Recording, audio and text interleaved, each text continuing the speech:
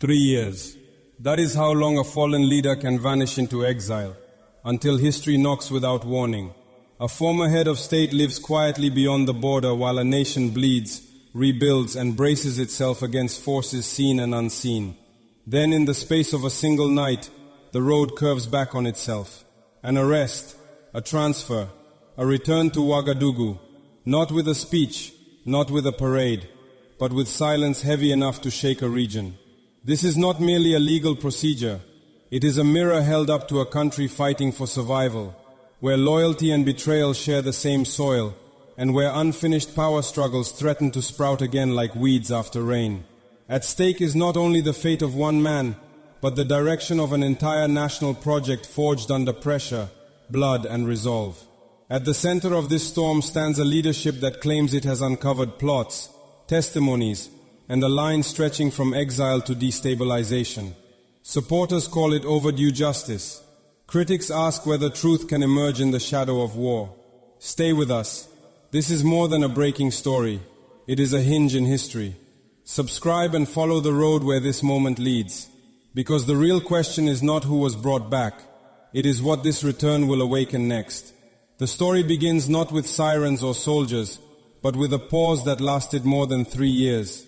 After his overthrow in the final months of 2022, Paul-Henri Sandaogo Damiba crossed the border into Togo. The move was framed at the time as a humanitarian necessity.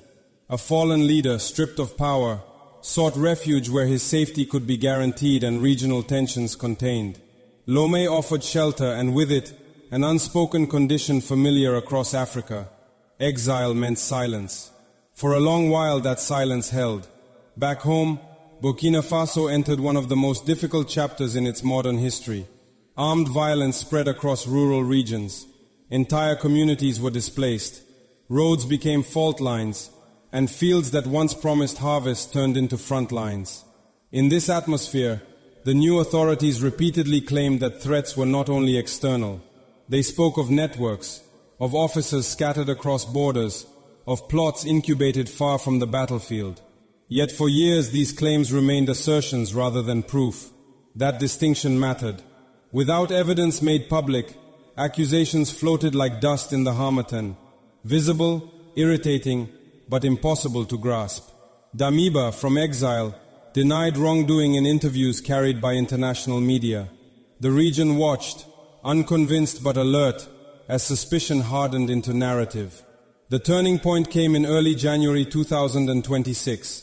On the night of January 3rd, Burkina authorities announced that they had disrupted a serious attempt to destabilize the state. Details were sparse at first, but the language was unambiguous. The threat was internal, coordinated, and lethal in intent. Officials spoke of testimonies, of confessions, of plans that went beyond political maneuvering and into the realm of targeted violence. For the first time, the government claimed it possessed a chain of accounts linking actors inside the country to figures abroad. Attention immediately returned to Lomé. If these allegations were true, exile was no longer a neutral status. A refuge becomes fragile the moment it is perceived as a launch pad. Within days, Togolese authorities confirmed that Damiba had been detained. The arrest did not unfold in the shadows. According to official accounts, the process followed a judicial path, culminating in proceedings at the Court of Appeal in Lomé. Here, the language became precise and deliberate. Togo rejected the idea of a simple expulsion. Instead, officials described the action as an extradition carried out under established legal frameworks and reciprocal agreements. A key condition was publicly stated. Assurances were received that the former leader would not face the death penalty upon his return. The emphasis on this point was not incidental. It signaled an effort to frame the transfer as lawful rather than political, measured rather than vindictive. Soon after, Damiba was placed on a plane bound for Ouagadougou. No crowds gathered at the airport. No images of triumph were broadcast. The absence itself carried meaning. This was not presented as victory theater, but as a procedural step, an attempt to close a chapter that had been left open too long. Across the region, headlines reflected the uncertainty. Some spoke of a forced return, others insisted on extradition. The distinction was more than semantic. It touched on sovereignty, on the limits of hospitality, and on the obligations states owe one another when security concerns cross borders. For the Burkinabe authorities, the message was clear. They argued that a nation at war cannot afford ambiguity. If individuals, regardless of past status, are implicated in plans that endanger lives, then distance offers no immunity. Justice, they insisted, must travel the same roads as conspiracy. In Togo, the calculus was equally stark. Maintaining balanced relations with neighbors has long been a cornerstone of its diplomacy, but neutrality has limits. When pressure mounts, internally through public opinion and externally through regional alliances, a state is forced to choose between shelter and stability. In this case, Lomé chose to step aside and let the judicial process in Ouagadougou take its course. Still, questions linger. The evidence cited has not yet been fully aired in open court. The testimonies remain largely described rather than examined. Supporters of the transfer call it overdue accountability. Critics warn that in times of conflict, the line between security and score settling can blur.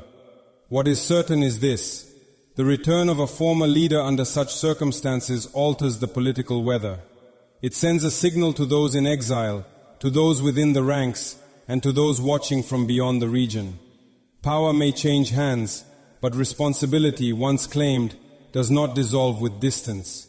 The seed planted by this decision is not legal alone, it is symbolic. It suggests that the era of quiet waiting, of unresolved exits, may be coming to an end. And yet, as the aircraft touched down and the doors closed behind him, one question echoed louder than the rest. Would this act calm the storm, or draw lightning closer to the heart of the state? The answer lies not only in what has been revealed, but in what is still to come. The moment the transfer became public, the atmosphere tightened. What had once been whispered as suspicion now arrived as action, and with it came a surge of reaction across streets, screens, and state institutions. In Ouagadougou, the announcement did not provoke celebration so much as concentration. This was not a spectacle for crowds. It was a moment framed as necessity. Officials spoke in the language of restraint, yet the gravity of their words left little doubt. The threat they claimed to have intercepted was existential. At the center of this escalation stood the events of January 3rd. Authorities described that night as a narrow passage between stability and chaos. According to official briefings, security services uncovered plans that went beyond protest or dissent. The alleged objective, they said, was the elimination of senior figures and the reversal of the political order established since 2022. Testimonies were cited. Confessions were referenced. Names, however, were largely withheld, reinforcing both the seriousness of the claim and the secrecy surrounding it. For supporters of the current leadership, this revelation confirmed long-held fears.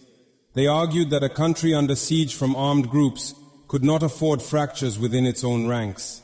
In their view, patience had already been extended too far. Exile, once justified by humanitarian concern, had become a liability. The arrest and return were therefore framed as an act of self-defense, measured, delayed, but unavoidable. Across social media, the tone hardened quickly. Messages circulated praising firmness and warning against leniency. Others struck a more somber note, urging caution and due process. The same platforms that amplified support also carried unease. Some users asked whether the full truth would be allowed to surface, or whether wartime urgency would eclipse judicial transparency. The debate was fierce but revealing. It exposed a society torn between the hunger for accountability and the fear of repeating old cycles. Regional media seized on the legal question. Was this an extradition or a politically convenient handover? Analysts dissected the role of Togo's courts, pointing to the involvement of the Court of Appeal as evidence of procedural legitimacy. The emphasis on assurances, particularly the guarantee that capital punishment would not be applied, was widely noted. To many observers, this detail suggested that Lomé sought to protect its image as a mediator rather than an accomplice. Yet skepticism lingered.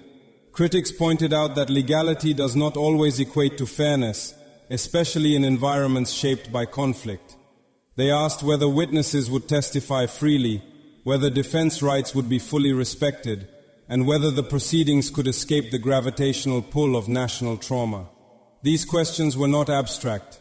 They reflected a broader anxiety shared across the Sahel, where justice systems often operate under extraordinary pressure. Within the armed forces, the narrative took another turn. Some commentators speculated about internal fractures, suggesting that the affair revealed lingering loyalties or unresolved rivalries. Government-aligned voices rejected this interpretation outright. They portrayed the military as unified, disciplined, and focused on a single objective: defeating armed groups that continue to devastate communities. Any dissent, they argued, was marginal, small enough to be isolated, firm enough to be addressed. Beyond Burkina Faso's borders, reactions were measured but attentive. Neighboring states watched closely, aware that precedents matter. If exile could be revoked under claims of destabilization, then political refuge across the region would acquire new conditions. For some governments, this signaled a necessary recalibration in an era where insecurity ignores frontiers. For others, it raised uncomfortable questions about how power transitions are managed and judged. Amid these layered responses, one figure dominated the subtext of every discussion. The current head of state was repeatedly invoked, not merely as a political leader, but as a symbol of continuity in the midst of upheaval. Supporters described him as the embodiment of resistance and renewal. Detractors cautioned against conflating individual leadership with national destiny. Still, the focus remained unmistakable. Any alleged plot against him was framed as an attack on the state itself. As the days passed, the initial shock gave way to anticipation. Attention shifted from the act of return to what would follow. Would charges be formally laid? Would evidence be presented publicly? Would the trial, if it came, serve as a reckoning or deepen divisions? The silence of the courtroom loomed larger than the noise that had preceded it. History in this region has taught hard lessons. Moments of confrontation often promise closure but deliver complexity. The arrest in Lomé and the flight to Ouagadougou may have resolved a diplomatic dilemma, but they opened a deeper question about trust, between citizens and institutions, between leaders and the led. And as the region held its breath, one reality became unavoidable. The storm had reached its eye. What emerged next would determine whether this chapter marked consolidation or merely the prelude to another rupture.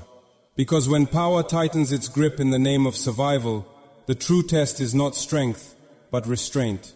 When a former leader is brought back under accusation, the consequences ripple far beyond the courtroom. For ordinary citizens, the return was not experienced as a legal abstraction, but as a signal. Markets continued to open. Schools resumed their routines. Yet beneath the surface, conversations shifted. People asked whether this moment marked the beginning of clarity or the sharpening of old divisions. In a country shaped by years of violence and displacement, stability is measured not by speeches, but by whether daily life can proceed without fear. In the short term, the authorities framed the transfer as reassurance. Security services intensified patrols. Official messaging emphasized vigilance and unity. The narrative was carefully constructed. This was not a purge, but a safeguard. By presenting the move as defensive rather than punitive, leaders sought to prevent panic and discourage opportunistic unrest. The aim was containment, political, social, and psychological. Economically, the timing mattered. Any hint of renewed internal conflict risks undermining fragile recovery efforts.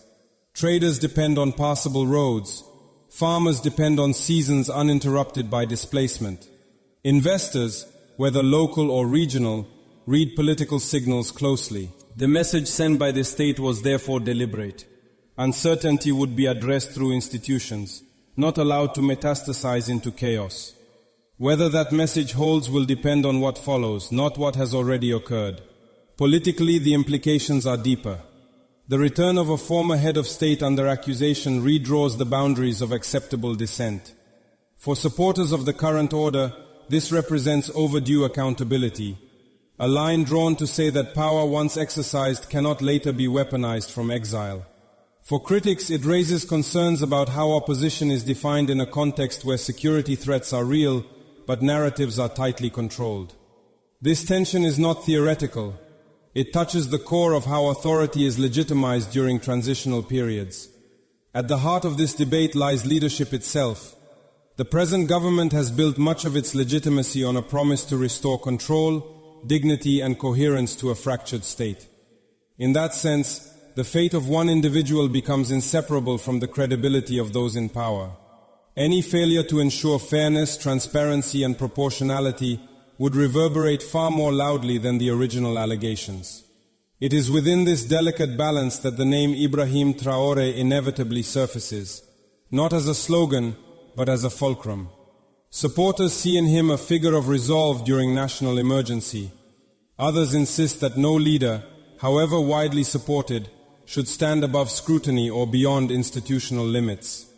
The challenge for the state is to prove that justice is not personalized, and that loyalty to the nation outweighs loyalty to any individual. The social fabric also feels the strain. Families affected by violence want answers, not symbols. They want to know whether the disruption of alleged networks will translate into safer villages and reopened roads.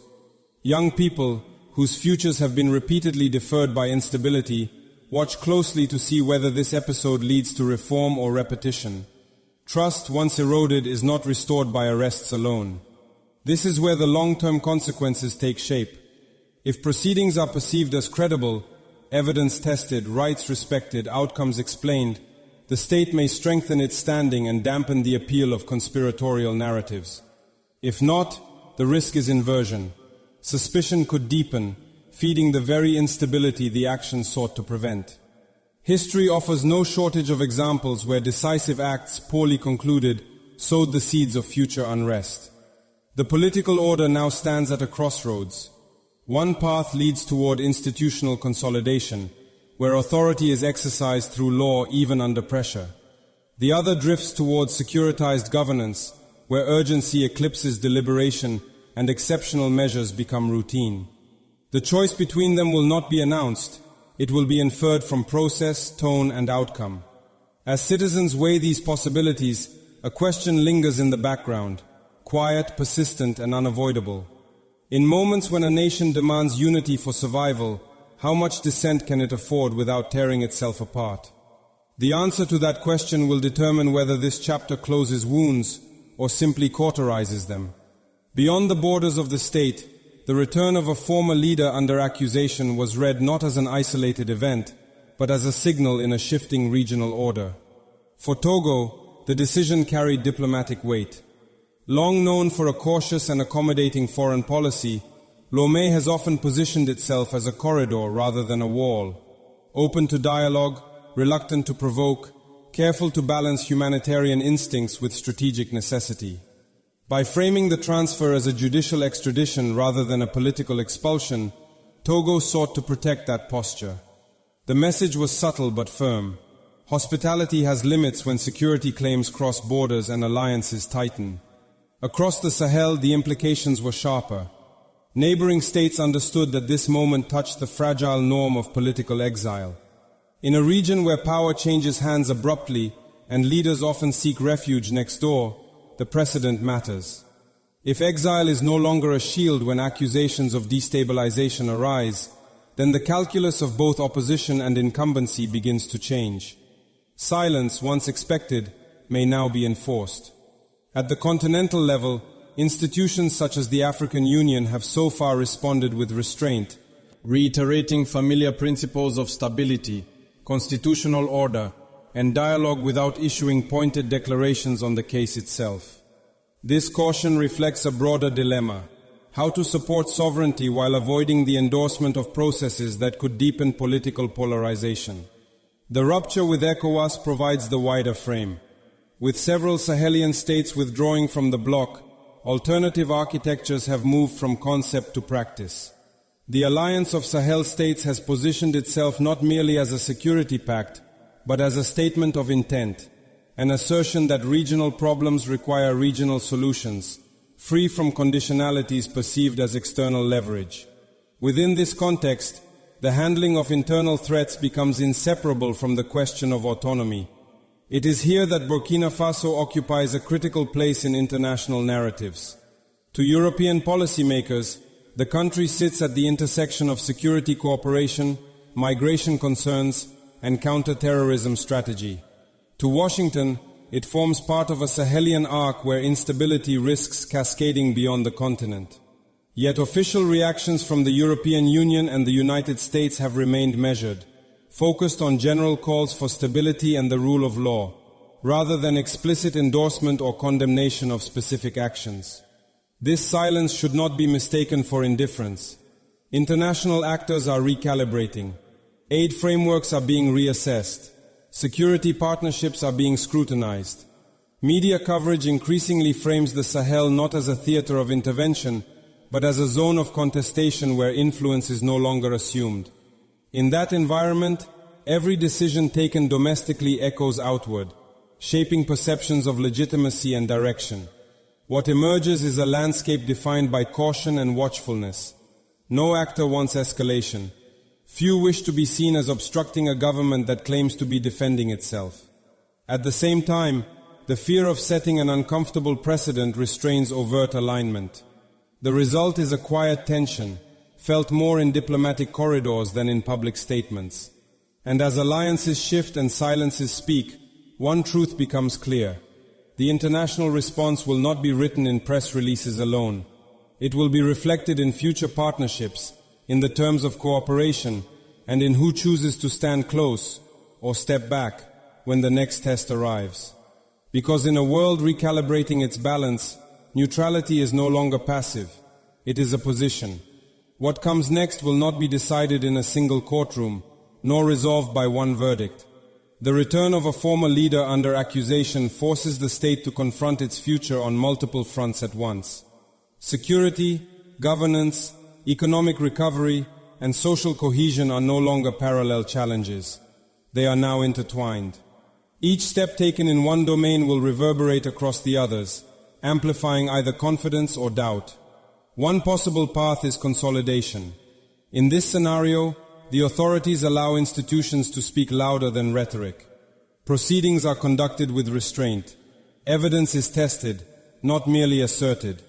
Rights are respected even under pressure. If this path holds, the episode may become a turning point, proof that a country at war can still choose law over impulse. Such an outcome would not erase trauma, but it could begin to stabilize expectations and narrow the space for clandestine mobilization. Another path is escalation. Here, urgency eclipses patience. Exceptional measures become habitual. Suspicion expands outward, touching not only alleged conspirators but anyone perceived as inconvenient. History shows that when states travel this road, they often gain short-term control at the cost of long-term legitimacy. Fear replaces trust, and silence masquerades as unity. The danger is not collapse but stagnation, where insecurity hardens into a permanent condition. Between these extremes lies the harder road. It is the road of reform under fire, one where leadership must fight on multiple fronts while resisting the temptation to personalize power. One where loyalty is measured not by applause but by accountability. This path demands more than resolve. It demands discipline, humility, and a willingness to let institutions bear the weight of decisions that leaders alone cannot sustain. Economically, the choices are equally stark. A future built on dependency will always remain vulnerable to pressure. A future built on production, trade, and internal capacity offers slower rewards, but deeper roots. Roads repaired, fields reclaimed, and markets reopened are not symbols, they are safeguards. Without them, no security strategy can endure. Socially, the coming months will test the country's ability to heal without forgetting. Communities torn apart by violence do not rally around narratives alone. They rally when safety returns, when justice feels real, and when the promise of tomorrow becomes tangible. Youth in particular will judge this moment not by declarations, but by whether it expands their horizons or narrows them further. The broader region is watching with equal intensity. Every choice made here will inform decisions elsewhere. If restraint proves compatible with survival, it may inspire others. If force overwhelms fairness, it may caution them. In that sense, the stakes extend beyond borders. They touch the question of whether a new model of leadership can emerge under pressure without reproducing the patterns it claims to reject. The road ahead is neither straight nor smooth, but it is visible. It runs between fear and hope, between waiting and choosing. And as the dust settles from this decisive moment, the nation stands at its edge, facing a future that will be shaped not by what has been taken away, but by what it dares to build. Because the final judgment will not come from exile or return, but from whether this moment becomes an ending or a beginning. This moment will not be remembered for an arrest alone. It will be remembered for what it revealed about a nation standing at the edge of fatigue and choosing once again to stand upright. The return of a former leader under accusation has forced a reckoning that extends beyond guilt or innocence. It has exposed the fragile seams where justice, security, and dignity meet. And it has reminded the world that the hardest battles are rarely fought at the front line, but within the institutions meant to protect the future. For Burkina Faso, the question now is not whether power can be defended, but whether it can be exercised without losing its moral center. Sovereignty is not proven by force alone. It is proven by restraint, by the courage to let truth emerge through process rather than proclamation, by the willingness to show that even in times of war, the law still has a voice. History does not grant many second chances. When it does, it watches closely. Leadership in moments like this is measured not by applause, but by outcomes. The path chosen will determine whether unity deepens or fractures, whether trust returns or recedes further into memory. This is where the figure of Ibrahim Traoré carries weight, not as a symbol to be defended at all costs, but as a test of whether leadership can rise above personality and anchor itself in institutions that outlast any one man. Across the continent, eyes are fixed on this unfolding chapter, not because it is perfect, but because it is honest in its struggle, because it reflects a wider African question. Can a nation under pressure defend itself without becoming what it fears? Can it reject dependency without replacing it with silence? Can it choose trade over aid, partnership over pity, dignity over delay? The answers will not arrive all at once. They will appear in courtrooms and classrooms, on roads reopened and fields replanted, in whether young people decide to stay and build rather than leave and wait. They will surface quietly, long after headlines fade. And this is where you come in. If this story resonates, if it challenges how you think about power, justice, and the future of leadership, do not turn away. Share your perspective. Question what you hear. Add your voice to the conversation that shapes what comes next. Because history is not written only by those who govern, but by those who witness, remember, and demand better. And in moments like this, silence is never neutral. Stay with us. Subscribe, share, and let this story travel. Because the road ahead is still being built, and every step matters.